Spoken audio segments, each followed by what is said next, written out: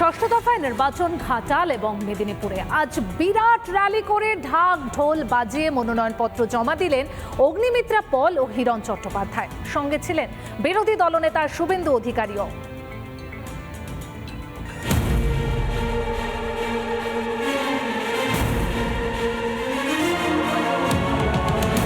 জেলায় জেলায় চলছে মনোনয়ন জমা। বৃহস্পতিবার মনোনয়ন দাখিল করতে দেখা যায় এক ঝাঁক প্রার্থীদের।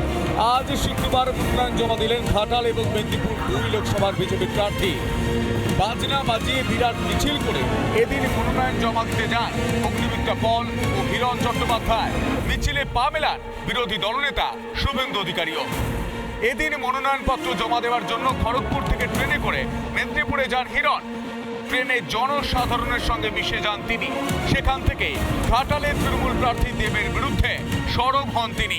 যারা বঞ্চিত, অবহেলিত, লাঞ্ছিত, যাদের সঙ্গে বারবার বেইমানি করা হয়েছে, যাদের সঙ্গে ঘাটার মাস্টার প্ল্যান আর রেল লাইন এই দুটো নিয়ে মানুষের সঙ্গে বেইমানি করা হয়েছে, মানুষকে মিথ্যে কথা বলা হয়েছে এবং যিনি সাংসদ তিনি যে বারবার মিথ্যে বলেছেন সেটা এবার তো ধরা পড়ে গেছেন। এদিন মিছিল থেকে তৃণমূল নেত্রীকে নিশানা করলেন বিরোধী দলনেতা শুভেন্দু অধিকারী। এখানকার এই পুলিশরা দেখুন ডেকে ডেকে মিটিং করছে। পুলিশই কিভাবে মমতা ব্যানার্জি সভা ফ্লপ করেছে দেখেছে। পিংলাতে, দাঁতনে, গড়বেতাতে 17 থেকে 22 আসন, কিচ্ছু লাভ হবে না। মেদিনীপুর জুড়ে গেরুয়া ঝড়, আর এই হাওয়াতেই কি গা ভাসাবে আম জনতা? উত্তর মিলবে 4 জুন। সুদীপ্ত দাসের রিপোর্ট, রিপাবলিক বাংলা।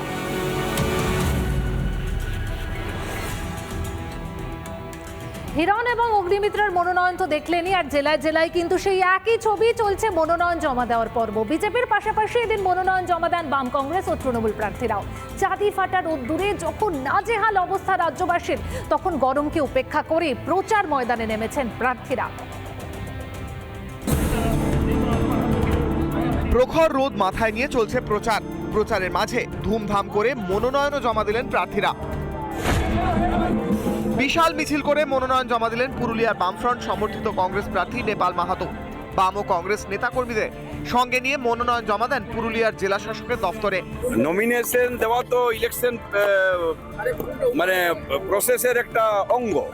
আজকে আনুষ্ঠানিকভাবে আমরা এই নমিনেশন দেওয়ার মাধ্যমে আমরা এই নির্বাচনে সরকারিভাবে ক্যান্ডিডেট হিসাবে আজ থেকে গণ্য হব। মনোনয়ন জমা দিলেন বাঁকুড়া তৃণমূল প্রার্থী অরূপ চক্রবর্তী এবং বিষ্ণুপুরের তৃণমূল প্রার্থী সুজাতা মণ্ডলও। কর্মী সমর্থকদের নিয়ে বিশাল শোভাযাত্রা করে মনোনয়ন দাখিল 2 তৃণমূল প্রার্থীর। বাঁকুড়ার মানুষ সুভাষবাবুর মৃত্যু ঘণ্টা বাজিয়ে দিল। জনজয়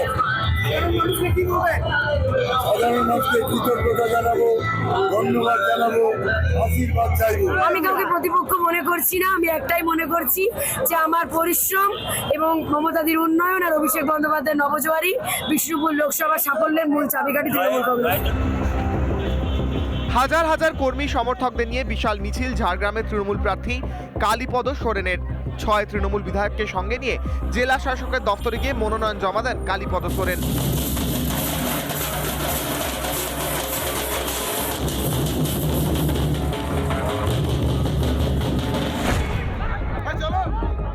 উত্তর মালদায় দেবকে দেখতে জনতার উচ্ছ্বাস।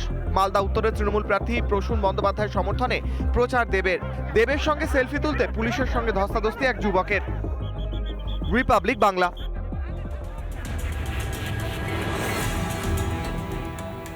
চলুন এবার একটু নজর রাখা যাক আসানসোলের দিকে। 13ই মে ভোট আসানসোলে, তবে তার আগে শুরু হয়ে গেল ভোট গ্রহণ।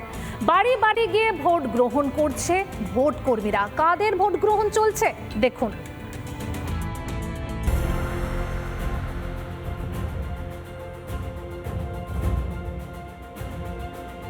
বাড়ি বাড়ি চলছে ভোট গ্রহণের কাজ।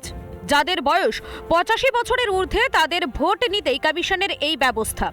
আবার যারা বিশেষভাবে সক্ষম, অর্থাৎ যাদের পক্ষে বুথে গিয়ে ভোট দেওয়া সম্ভব নয়, তাদের জন্যও রয়েছে এই সুব্যবস্থা। বাড়ি বাড়ি যাচ্ছে ভোট কর্মীরা। নিরাপত্তা সুনিশ্চিত করতে সঙ্গে থাকছে কেন্দ্রীয় বাহিনী। বিভিন্ন পার্ট ওয়াইজ বলা যায় যে পার্টে পার্টে বিভিন্ন জায়গায় এক একটা টিমে ভোট গ্রহণে যারা কর্মী তাদের এক একটা টিমে কিন্তু 4-5জন করে ভোট কর্মী রয়েছেন এবং তাদের সঙ্গে কিন্তু ব্যালট রয়েছে। বাড়িতে গিয়ে রীতিমতো ভোট গ্রহণ কেন্দ্রের যে কাঠামো সেই কাঠামো তৈরি করে সেই ভোট গ্রহণের কাজ কিন্তু শুরু হয়েছে। শান্তিপূর্ণভাবে ভোট হচ্ছে বলে জানান ভোটকর্মী বুলটি পান্ডে। ভারতীয় নির্বাচন কমিশনের নিয়ম অনুযায়ী এবং প্রশাসনের নিয়ম অনুযায়ী যথেষ্টভাবে শান্তিপূর্ণভাবেই ভোটটি হচ্ছে। মানে আপনারা কি একেবারে বাড়িতে বাড়িতে পৌঁছে যাচ্ছেন? হ্যাঁ, একদম। আমরা কি থাকছে আপনাদের? আমাদের ব্যালট পেপারেই ভোটটা হচ্ছে সাধারণত। নির্বাচন কমিশনের এই উদ্যোগকে স্বাগত জানিয়েছেন ভোটাররা। ভোট দিলেন? হ্যাঁ, ঠিকই দিলাম। ভোট নিয়ে গেল এসে? হ্যাঁ। রোদে গরমে আর লাইনে দাঁড়াতে হবে না বয়স্ক মানুষদের, ভোট দিতে কোনো সমস্যাই হবে না আর বিশেষভাবে সক্ষম নাগরিকদের। নির্বাচন কমিশনের এই উদ্যোগকে সাধুবাদ জানিয়েছেন আসানসোলবাসী। কেন্দ্রীয় বাহিনী তারা রয়েছে সঙ্গে, বিভিন্ন টিম বিভিন্ন এলাকায় টিম করে বিভিন্ন বাড়িতে যারা অ্যাবসেন্টি ভোটার তাদের বাড়িতে গিয়ে এই ভোট গ্রহণের কাজ কিন্তু শুরু হয়ে গেল আসানসোল লোকসভা কেন্দ্রেও। আসানসোল থেকে কৌশিকের সঙ্গে ব্রজ ব্যানার্জি, রিপাবলিক বাংলা। অন্যদিকে এদিন রাজ্যে প্রচারে এসে তৃণমূল বিধায়ক হুমায়ুন কবিরের উস্কানিমূলক মন্তব্যের তীব্র নিন্দা প্রধানমন্ত্রী নরেন্দ্র মোদীর গলায়। বিধায়কের ভাষা জ্ঞান নিয়ে প্রশ্ন তুললেন প্রধানমন্ত্রী নরেন্দ্র মোদী। কত ধানে কত চাল হয়, 2 ঘন্টার মধ্যে তোমাদেরকে যদি ভাগীরথীর গঙ্গায় না ফেলতে পারি রাজনীতি থেকে সরে যাব। প্রকাশ্য মঞ্চে তৃণমূলের বিধায়কের হুমকি। হুমায়ুন কবিরের এই হুমকির ভিডিও সোশ্যাল মিডিয়ায় পোস্ট করেন অমিত মালব্য। ভিডিও পোস্ট করতেই শোরগোল পড়ে গিয়েছে রাজনৈতিক মহলে। এবার এই উস্কানিমূলক মন্তব্য নিয়ে কড়া প্রতিক্রিয়া প্রধানমন্ত্রী নরেন্দ্র মোদীর।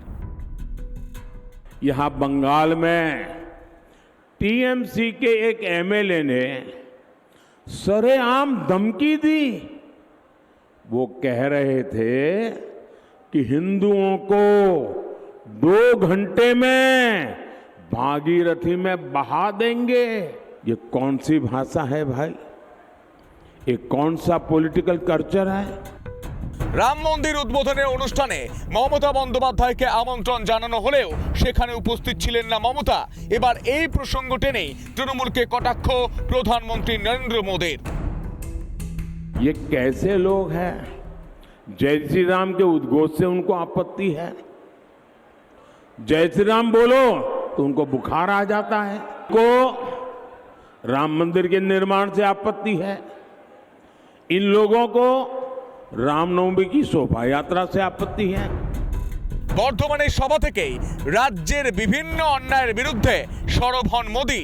পাশাপাশি এদিন বর্ধমান যাতে ফের ধান চাষের শীর্ষস্থানে উঠে আসতে পারে সেই আবেদনও জানান প্রধানমন্ত্রী। রিপাবলিক বাংলা।